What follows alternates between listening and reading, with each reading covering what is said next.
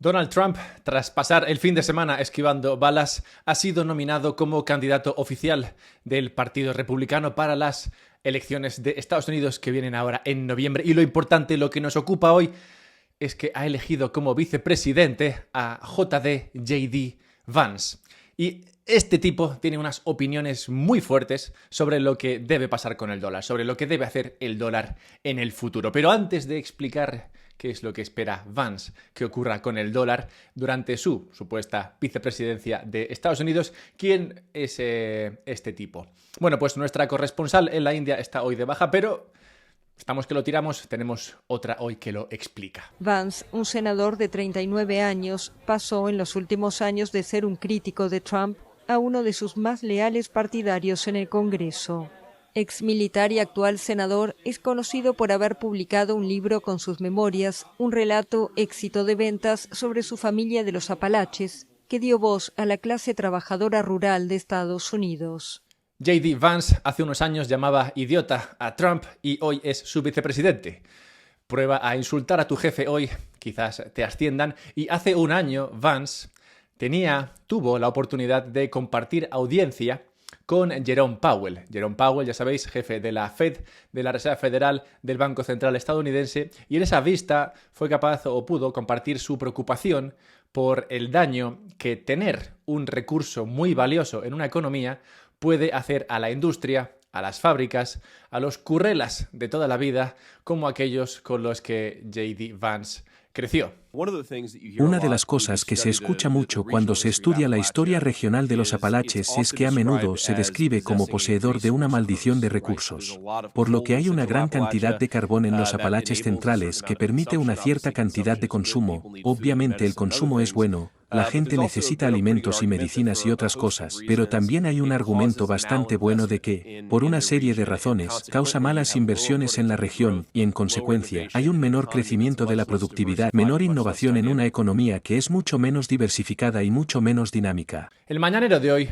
muy buenas, lo voy a dedicar a explorar la visión de J.D. Vance sobre el dólar, lo que intentaría conseguir si llega al poder de la mano de Trump y qué implicaciones tendría esto para la economía americana. ¿Puede realmente ayudar esto a solucionar la industria americana? Y claro, también hablaremos de Bitcoin, pues como sabemos, el valor de Bitcoin depende y mucho de lo que ocurra con el valor del dólar. Así que nada, bienvenidos una vez más a este vuestro canal, este vuestro podcast. Recordad un par de cosas. Primero, que podéis compartir este contenido, podéis darle like. Los likes pre-visualización, como sabéis, cuentan doble, así que os invito a hacerlo. Y también a que, como digo, os suscribáis para recibir estos vídeos que al final salen todos los días. O sea que, bueno, te suscribas o no, seguirán apareciendo. Pero si te suscribes mejor, así llegará a más gente y más gente también lo conocerá. Así podrás hablar de estos temas con ellos, que claramente son los temas que te interesan. Recuerda también que te puedes suscribir a la newsletter en la página web del podcast. Y recuerda que si tienes Bitcoin y te interesa la idea de guardarlo de forma segura, de manera que este Bitcoin no desaparezca, como desapareció durante muchos años el Bitcoin que estaba en MTGOX, pues recuerda que puedes guardar esto en un dispositivo de autocustodia, como por ejemplo una Bitbox. Yo recomiendo este elemento de seguridad en tu vida para custodiar el Bitcoin y que no sea otro el que lo custodie por ti. Al final, custodiar Bitcoin es muy fácil, sobre todo con una Bitbox, y ¿por qué iba a hacerlo otro por ti cuando fácilmente puedes hacerlo tú? Empecemos.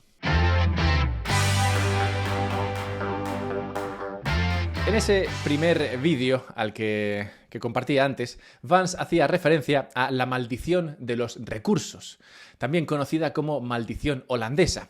¿Qué tiene esto que ver con el dólar? Bueno, ahora lo vemos. Pues antes tenemos un corte de un vídeo de Mark Vidal en el que explica precisamente en qué consiste esta maldición. Y es un corte que nos vendrá genial para hablar luego de cómo aplica esta maldición a España también. La enfermedad holandesa es un fenómeno económico que se produce cuando un país de repente encuentra un recurso natural, un filón, ¿no? Como pasó en Holanda en un momento determinado, por eso se llama así, pero que le puede haber pasado, por ejemplo, a Venezuela, con el petróleo, le puede haber pasado a otros países. Resulta que cuando descubren eso, toda la economía se vuelca en ese sentido. Bien, tener un recurso muy demandado en una economía puede ser problemático por varias razones, como luego veremos. Y el recurso que, en opinión de J.D. Vance, el nuevo vicepresidente, de Trump, si consigue, claro, llegar a la presidencia, es el dólar. Este es el recurso que, en opinión de Vance, está castigando su economía. Cuando analizo la economía estadounidense y veo nuestro consumo masivo de importaciones en su mayoría inútiles, por un lado, y nuestra base industrial vaciada, por el otro, me pregunto si el estatus de moneda de reserva global también tiene algunas desventajas y no solo ventajas. Vance explica que el dólar, como recurso demandado por prácticamente todo el planeta, quien no quiere dólares, estaría ahogando, y no solamente ahora, sino que llevaría básicamente 50 años ahogando la economía americana. ¿Y esto por qué? Bueno, pues porque cuando un país exporta grandes cantidades de recursos naturales, o no naturales, como puede ser el caso del dólar, recibe un flujo significativo de divisas extranjeras, que usan esas divisas para comprar este recurso. Y esto, claro, tiende a fortalecer la moneda local, en este caso sería el dólar, haciéndolo más valioso en relación con el resto de divisas. Es decir, en opinión de Vance, el dólar valdría hoy más de lo que realmente debería valer. Y como resultado, las exportaciones de otros sectores, en este caso, por ejemplo, exportaciones de productos que fabricaría la industria americana, se vuelven menos competitivas en el mercado internacional. Y esto va poco a poco acabando con esa industria, pues es menos competitiva, es menos demandada, hay menos dinero, esa industria acaba cerrando. Y acaba cerrando porque esos productos se vuelven más caros para los compradores extranjeros. Y simultáneamente, también lo que ocurre es que las importaciones, si tienes una moneda muy cara, las importaciones se vuelven más baratas. Por tanto, esto también ahogaría a la industria local, pues compite contra productos extranjeros que son más baratos. Y esto es justo lo que dice J.D. Vance que ha ocurrido en Estados Unidos. Y esto es lo que ha lastrado, en su opinión, la economía del interior del país, que era donde estaba su motor industrial. Leí recientemente que Estados Unidos está tratando de aumentar la producción de 14.000 proyectiles de artillería a 20.000. Esto es por mes, mientras que los rusos disparan 20.000 proyectiles de artillería en Ucrania por día. Y cuando miro la economía estadounidense, veo que tenemos muchos ingenieros financieros y muchos consultores de diversidad. Y no tenemos apenas gente fabricando cosas. Me preocupa que el hecho de tener la moneda reserva global y la falta de control que tenemos sobre ella tal vez esté impulsándolo. Vance, por tanto, critica como un dólar demasiado caro, como ese recurso que maldice su economía, ha destruido el futuro de familias como la suya, que antes se dedicaban a la fabricación de bienes físicos y que tuvieron que dejar de hacerlo y dedicarse a otros propósitos menos productivos como fumar marihuana y cosas así, y acabar pues con lo que él relata en ese libro, Hillbilly Elegy, que es un interior del país que está prácticamente hundido porque esa industria desapareció, y esa industria, en su opinión, desapareció debido a el alza del dólar, debido a que el dólar se convirtió en un recurso demandado por todos y por tanto subió mucho más de precio de lo que debería, como digo, lastrando la industria, lastrando a familias como la de J.D. Vance. Y esto lo comenta Vance porque es verdad, claro. De hecho, lo describe, como he dicho, en ese libro tan famoso que le llevó a ser senador de Ohio y ahora vicepresidente. Pero lo hace claro también porque necesita los votos de aquellos que viven en el interior de Estados Unidos y que pueden ser los estados que decidan finalmente quién es presidente de Estados Unidos. Pero también lo dice porque es cierto, o sea, es verdad que el dólar ha subido mucho de precio, mucho de valor respecto al resto de divisas, y que cuando eso pasa, sobre todo cuando eso pasa artificialmente, lastra el poder de la industria del país. Y entonces, si esta es la situación, ¿qué querría Vance para el dólar? ¿Qué buscaría Vance para el dólar si consigue, junto con Trump, llegar a la presidencia de Estados Unidos? Pues claramente lo que buscaría Vance es que el dólar se devaluase, que perdiese valor frente al resto de divisas. Buscaría que siguiese creciendo la emisión de dólares para que esa mayor emisión de dólares devalúe el valor relativo del dólar respecto al resto de divisas. Y claro, dentro del resto de divisas contra el cual el dólar se devaluaría, podríamos también, claro, meter a Bitcoin. Y creo que es un gran momento para dedicar un segundo a la figura que acompaña a Vance en esa vista que estamos compartiendo, que estamos analizando en el vídeo de hoy. Y es que en esa vista en la que, como digo, pregunta o comenta sus preocupaciones sobre el dólar para la industria americana, tiene a su derecha a una persona que es Cynthia Lummis.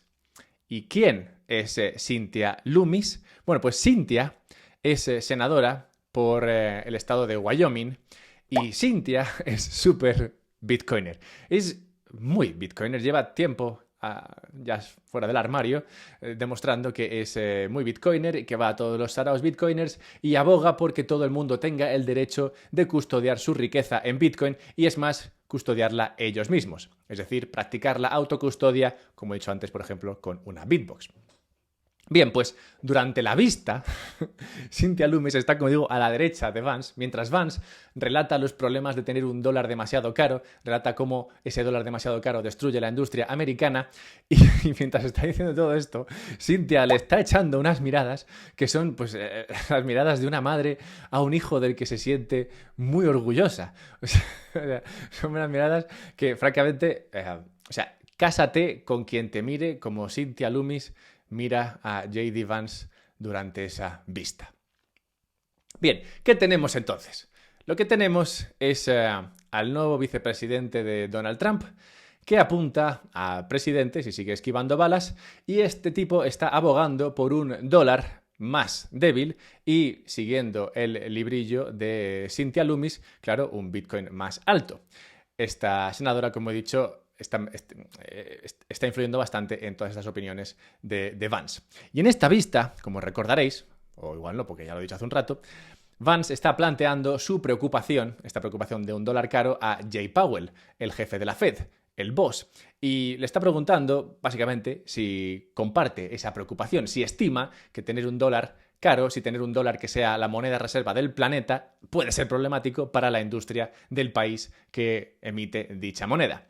Y Powell, pues no comparte demasiado esta preocupación, aunque tampoco se moja mucho al respecto. En la vista dice, bueno, sí, tenemos ventajas, como que el dólar es muy caro, así podemos comprar todo barato, pero desventajas alguna habrá, pero no sé si tenemos tiempo ahora. Se hace un poco el loco. Sin embargo, sí que dice algo interesante en esa vista. Es un equilibrio muy estable, pero no perfecto. Más bien no es algo permanente. Así que no hay ningún candidato obvio para reemplazar a Estados Unidos en este momento, donde se pueda tener libre flujo de capital dentro y fuera del país, donde realmente se pueda confiar en el Estado de Derecho y las instituciones democráticas y en mantener la estabilidad de precios. El mismo JP, confirma que este sistema del dólar en la base de la economía global no tiene por qué ser un sistema permanente, como no lo ha sido ninguna divisa perteneciente a un país antes. Y explica lo que necesitaría, y esta parte me pareció muy relevante, explica lo que necesitaría una divisa para ser dinero, para ser, digamos, la reserva mundial, la moneda reserva mundial.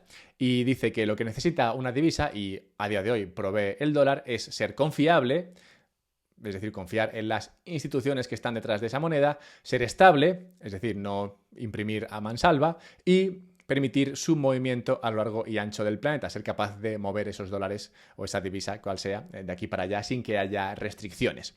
Y el dólar viene cumpliendo casi todos estos puntos, siendo el mejor, claramente, a la hora de cumplir estos puntos, y por eso el dólar es lo que todo el mundo demanda. Pero se podría pensar que la inflación reciente y el uso del dólar como arma, impidiendo a muchos países usarlo, claramente castigan el valor del dólar como moneda reserva mundial. Al menos si atendemos a que estos son los factores que hacen de una moneda el que pueda ser reserva mundial. Y este tema será interesante recordarlo luego. Bien, si Vance llega al poder de la mano de Trump, tendríamos a un presidente y un vicepresidente muy motivados con devaluar el dólar. El tema de Trump y su amor por devaluar el dólar ya lo vimos en otro vídeo, en el cual hablábamos de Buzz Lightyear. Bueno, no se llama así exactamente, pero se llama muy, muy parecido. Y explicábamos por qué Trump está también a favor de la devaluación del dólar. Pero, bien, si esto es así, entonces es necesario ver dos cosas. Lo primero es, ¿cómo afectaría esto a Bitcoin? ¿Cómo afectaría una devaluación del dólar a Bitcoin? Pues coincide, fíjate tú, está pasando todo el mismo día, coincide que ayer Larry Fink, el CEO de BlackRock, dio una entrevista en la que explicaba por qué querrías comprar Bitcoin. Es un instrumento financiero legítimo que permite obtener rendimientos tal vez no correlacionados, incluso descorrelacionados. Creo que es un instrumento en el que inviertes cuando estás más asustado. Es un instrumento para cuando se cree que los países están devaluando su moneda por déficits excesivos. Y algunos países lo hacen. Como dice Larry, frente a monedas que se devalúan, como a menudo ocurre con muchas divisas, Bitcoin lo hace muy bien. Y fíjate, esto es justo lo que querrían para el dólar el posible presidente y vicepresidente de Estados Unidos. Fink claramente lo está viendo muy claro. Y punto 2, y quizás más importante, pues al final no todo es ganar dinero en esta vida, ¿ayudaría devaluar tu moneda a reflotar la industria de tu país? ¿Y qué ocurre cuando no tienes poder sobre tu moneda y por tanto no puedes devaluarla para tratar de reflotar la industria de tu país?